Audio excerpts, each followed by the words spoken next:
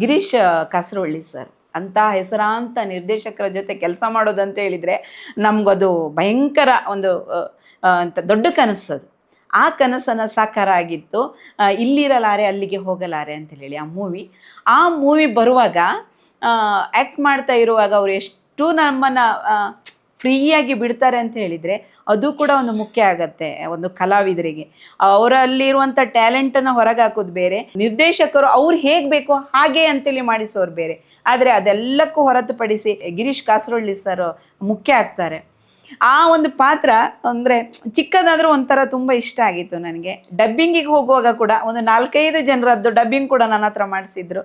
ಅವ್ರ ಜೊತೆಗೆ ಕಳೆದ ಒಂದು ಇದು ಕೂಡ ನನ್ನ ಮನಸ್ಸಲ್ಲಿ ತುಂಬ ಇಷ್ಟ ಆಗುತ್ತೆ. ನನಗೆ ಒಂದು ದೊಡ್ಡ ಬ್ರೇಕ್ ಕೊಟ್ಟದ್ದು ಕಾಂತಾರ. ನಾನು ಅದನ್ನು ಹೇಳಲೇಬೇಕಾಗತ್ತೆ. ಒಂದು ಚಿಕ್ಕ ರೋಲ್ ಆಗ್ಬೋದು, ಕಾಂತಾರ ಪ್ರಿಕ್ವೆಲಲ್ಲಿ ಇರ್ಬೋದು ಅಥವಾ ಅದಕ್ಕಿಂತ ಮೊದಲು ಇರ್ಬೋದು. ಕಾಂತಾರದಲ್ಲಿ ವಸಂತಕ್ಕ ಅನ್ನುವಂತಹ ಒಂದು ಹೆಸರನ್ನೇ ನನಗೆ ಮತ್ತೊಮ್ಮೆ ಮರುಹುಟ್ಟು ಕೊಟ್ಟಿದ್ದು ರಿಷಬ್ ಶೆಟ್ರು. ಅವರಿಗೆ ಖಂಡಿತ ನಾನು ನೆನಪಿಸ್ಕೊಳ್ಳೇಬೇಕು, ಇಲ್ಲಾಂದರೆ ತಪ್ಪಾಗುತ್ತೆ. ಇವತ್ತಿಗೂ ಕೂಡ ಇಂಡಸ್ಟ್ರಿಯಲ್ಲಿ ಪ್ರತಿಮಾ ನಾಯಕ್ ಅನ್ನೋದಕ್ಕಿಂತ ಫೋನ್ ಮಾಡಿದಾಗ ಫಸ್ಟ್ ಇಂಡಸ್ಟ್ರಿಯವ್ರು ಇರ್ಬೋದು, ಹೊರಗಿನವ್ರು ಇರ್ಬೋದು, ವಸಂತಕ್ಕ ಹೇಗಿದ್ದೀರಿ ಅಂತೇಳಿ. ಅಷ್ಟು ಆ ಪಾತ್ರ ಜನಮನದಲ್ಲಿ ಉಳಿಯಲು ಕಾರಣ ಆಗಿದ್ದು ರಿಷಬ್ ಶೆಟ್ರು. ಆ ಜರ್ನಿಯಿಂದ ನನಗೆ ಒಂಥರ ಒಂದು ಒಳ್ಳೆ ಬ್ರೇಕ್ ಸಿಕ್ತು.